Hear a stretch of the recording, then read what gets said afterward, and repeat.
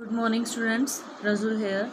In previous video we did some topics of chapter number 5 of class 8, that is coal and petroleum, and उस video में हम कुछ topic कर चुके थे जिसमें है natural resources, exhaustible and inexhaustible resources, fossil fuels के बारे में हम पढ़ चुके थे। फर्स्ट हमने किया था कॉल, जिसमें था formation of call, destructive distillation of call, और इसके अंदर 3 पार्ट्स थे इसके, Coke, coal tar and coal gas. Today we will study about petroleum. What is petroleum? Petroleum is a dark colored, viscous, strong smelling liquid. The name has been derived from petra. Petra means petroleum is made by 2 words, that is petra and oleum. Petra means rock and oleum means oil. Crude petroleum is a complex mixture of solid, liquid and gaseous hydrocarbons mixed with water, salts and other particles. It is a mixture of compounds also. It is lighter than water and also insoluble in it. ये पानी से हल्का होता है और insoluble होता है, इसी वजह से जो हमारी सी के ऊपर जो ये पेट्रोलियम होता है, ठीक है, तो वाटर के ऊपर फ्लोट करता है और उसको आसानी से हम अलग कर सकते हैं। Petroleum occurs deep under the earth between layers of impervious rocks. Since it is lighter than water, it occurs above the water layer, means water की layer के ऊपर होता है। Natural gas occurs above petroleum oil under the rocks, as shown in figure 16.6. Figure 16.6. This is the figure. Petroleum occurs between layer of impervious rocks. These are impervious rocks. Sea water दिखाया हुआ है और उसके ऊपर petroleum की layer दिखाई हुई है और उस लेयर के ऊपर नेचुरल गैस है। Okay, so formation of petroleum. Petroleum बना कैसे? Petroleum is believe to have been formed by the action of heat and pressure on the remains of marine organisms in the absence of air. अब देखो, कोल जो बना था वो ground पे बना था, मतलब लैंड पे बना था। जब फॉरेस्ट वगैरह सब डिस्ट्रॉय हो चुके थे तो उससे बना था हीट और प्रेशर से। ऐसे ही जो पेट्रोलियम है वो सी के अंदर बना, ठीक है, उनके रिमेन से। मैरीन ऑर्गेनिज्म जो मतलब पानी में रहने वाले जो ऑर्गेनिजम्स हैं उनके डेड रिमेन से, जब वो डेड रिमेन्स दबते गए और नीचे और नीचे और नीचे, और हीट और प्रेशर की वजह से और एयर की एब्सेंस में वो किस में कन्वर्ट हो गए? पेट्रोलियम में। The remains of marine animals which dead millions of years ago settled at the bottom of the ocean and got covered with sand and rocks. The decomposed organic matter कौन से होते हैं? Formed as a result of action of bacteria was buried deeper and deeper where high pressure and high temperature condition liquefied it. ठीक है, मतलब कि जब ये नीचे दब गए तो हाई बहुत ज़्यादा टेम्परेचर से और हाई प्रेशर की वजह से वो लिक्विफाइड होते गए। The liquid then seeped down until it reached a bed of impervious, means non-porous rocks, and remained there like a lake of oil between the layers of rocks. Petroleum is obtained by drilling holes into the earth crust. Earth crust में holes की help से इनको निकाला जाता है, obtain किया जाता है। When a well is drilled in the earth crust, natural gas comes out first. मतलब जब इसको ड्रिल किया जाता है एक वेल से तो क्या होता है? सबसे पहले नेचुरल गैस निकल के बाहर आती है, ठीक है, with a great pressure, and after some time oil comes out itself due to the pressure of gas के प्रेशर की वजह से ऑयल अपने आप ही बाहर आना शुरू हो जाता है। After the pressure subsides the oil is pumped out of the wells and send to the refining units. फिर उसको रिफाइनिंग यूनिट्स में भेजा जाता है, ठीक है। मतलब सीधा ये नहीं है कि हमने मतलब पेट्रोलियम को निकाला और यूज़ कर लिया, ठीक है। इनसे पेट्रोलियम से कई सारी चीज़ें बनती हैं, जैसे कि यहाँ पे पिक्चर में भी दिखाया हुआ है कि कौन से किस टेम्परेचर पे क्या चीज़ बनेगी, ठीक है।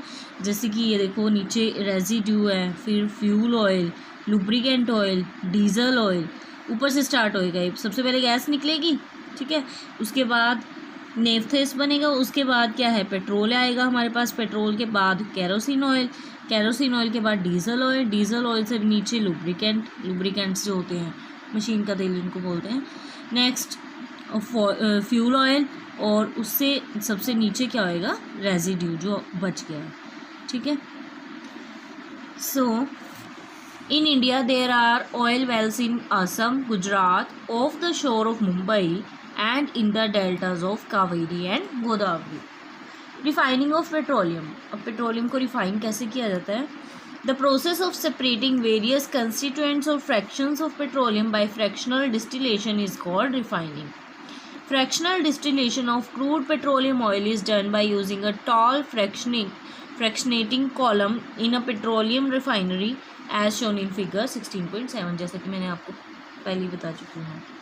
Crude petroleum oil is heated to about 400 degree Celsius, मतलब इस क्रूड पेट्रोलियम ऑयल को 400 डिग्री सेल्सियस तक हीट किया जाता है in a furnace, and the vapour thus formed are allowed to enter the bottom of the tall fractionating column through pipelines के through उसको निकाल दिया जाता है जो गैस ऊपर आती है।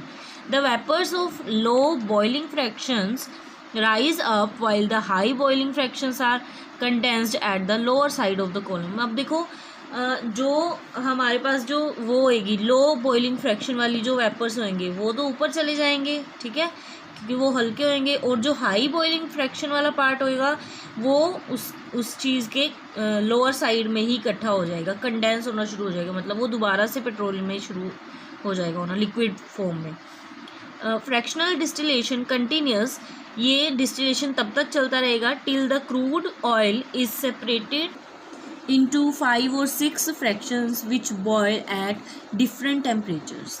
अब देखो यहाँ पे एक टेबल दिया हुआ है, जैसे ये देखो इसमें वेरियस कंस्टिट्यूएंट्स के बारे में बताया हुआ है पेट्रोलियम के, और उनके यूजेस भी बताए हुए हैं। जैसे कि पेट्रोलियम गैस है वो सबसे ऊपर आएगी, ठीक है, और इसकी टेम्परेचर की रेंज कितनी होगी 40 डिग्री सेल्सियस से नीचे, 40 डिग्री सेल्सियस से नीचे ये पेट्रोलियम गैस बनती है जिसका यूज़ किया जाता है डोमेस्टिक फ्यूल में, ठीक है।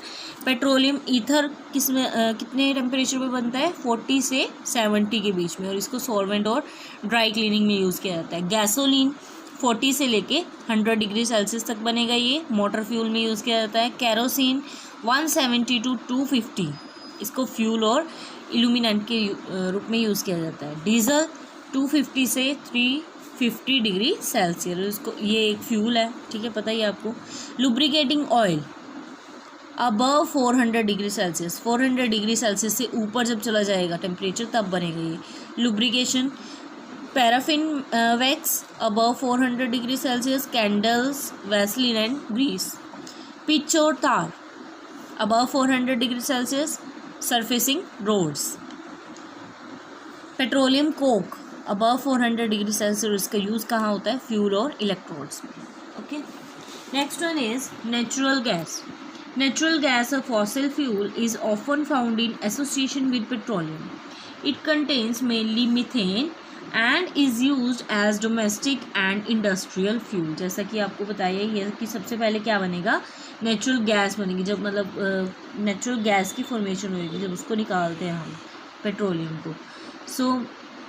और इसका यूज़ किस में किया जाता है, डोमेस्टिक और इंडस्ट्रियल फ्यूल में। Compressed natural gas means CNG is also used as motor fuel as it is comparatively clean and does not cause pollution। अब देखो जो ये CNG है इसका सबसे बड़ा फ़ायदा क्या है, एडवांटेज क्या है कि इससे पोल्यूशन कॉज नहीं होता है, ठीक है, ये क्लीन गैस है। It is supplied directly from the gas fields through pipelines. Such a network of pipelines exists in Vadodara and in some parts of Delhi। Natural gas is also used for the manufacture of a number of chemicals and fertilizers। कुछ chemicals और fertilizers को बनाने के लिए भी natural gas का use किया जाता है। It decomposes into carbon and hydrogen on strong heating, मतलब अगर हम इसको हीट करेंगे तो ये किस में टूट जाएगी, कार्बन और हाइड्रोजन में।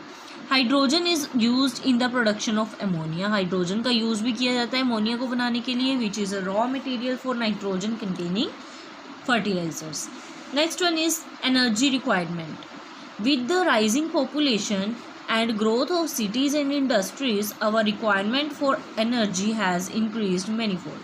अब देखो जैसे जैसे पॉपुलेशन इंक्रीज होता जा रहा है हमारा, वैसे वैसे ही ज़्यादा पेट्रोलियम की ज़रूरत पड़ रही है हमें, ज़्यादा सिटीज़ ग्रोथ कर रही है, ज़्यादा सिटीज़ और ऐसी इंडस्ट्रीज़ बहुत ज़्यादा हो रही हैं। तो tractors and tube wells have become the backbone of Tractors and tubewells have become the backbone of modern agriculture. A large amount of energy is required in food processing industries also. Domestic consumption is also increasing day by day. The transport sector too utilizes a good amount of energy. Means transport के लिए भी इसकी ज़रूरत होती है petroleum की. Figure 16.9 and 16.10 give a rough idea of the utilization of energy produced from fossil fuels by the world as well as by our own country. In this figure, utilization of energy from fossil fuels by the world. अब देखो domestic और other uses के लिए 30% use किया जाता है, ठीक है. फार्मिंग के लिए 5% यूज़ होता है, इंडस्ट्री के लिए 40% सबसे ज़्यादा, और ट्रांसपोर्ट में 25%. और यहाँ पे देखो होम्स में 10%, इंडस्ट्री में 49%, फार्म्स में 5%, vehicles 22% and others 14%. More than 75% of world's energy requirements are met by fossil fuels, whereas petrol alone meets over 30% of the world's energy requirements. अब देखो पूरे वर्ल्ड का 75% जो एनर्जी रिक्वायरमेंट है वो फॉसिल फ्यूल से होती है पूरी.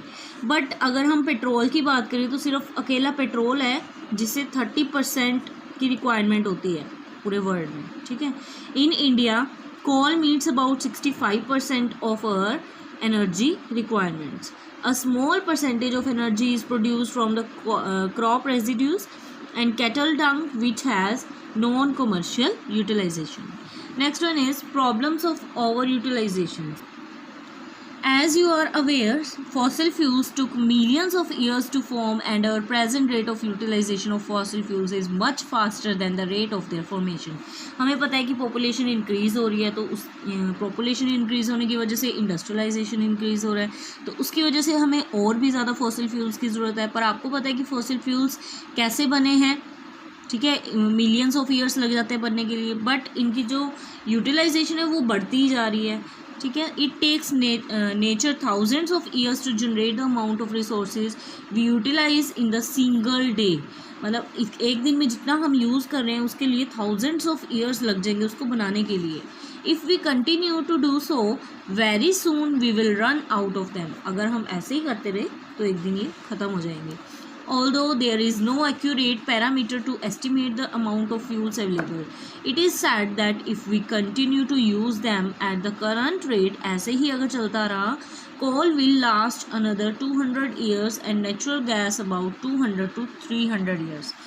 But there is always a possibility of increase in consumption with the growth in population and industrialization. As for petrol, specialist predict shortage of fuel with in 50 years. देखो अब petrol 50 years तक ही चलेगा, इतना नहीं चलता है. Some of the problems associated with over utilization of fossil fuels have been summarized below. देखो क्या क्या होता है इससे problems. The rate of utilization means that depends of industrialization and growth of population, ठीक है. मतलब यूज़ करने का जो रेट है वो मच फास्टर है than the rate of their formation, उसके बनने से. All countries of the world do not have equal reserves of fuel. अब ये तो नहीं है कि सारी कंट्रीज़ में इक्वल ही हैं फ्यूल, किसी में कम है किसी में ज़्यादा है. They have to depend on other countries for their fuel requirements. तो वो दूसरी कंट्रीज़ पे डिपेंड करते हैं फ्यूल रिक्वायरमेंट्स के लिए. For example India is rich in coal reservoirs.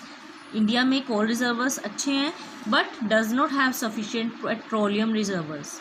About 70% of the world's petroleum reservoirs are situated in the Middle East, that is Saudi Arabia, Kuwait, Iran and Iraq. Countries like USA, Canada, Siberia, China, Russia and Libya too have large oil reservoirs. The extraction, processing and utilization of fossil fuels pollute air, water and soil, which we will discuss in later detail in this next chapter. So this is our part 2 of this chapter. Rest of the chapter will be discussed in next part. Share and subscribe my channel if you like. Thanks for watching.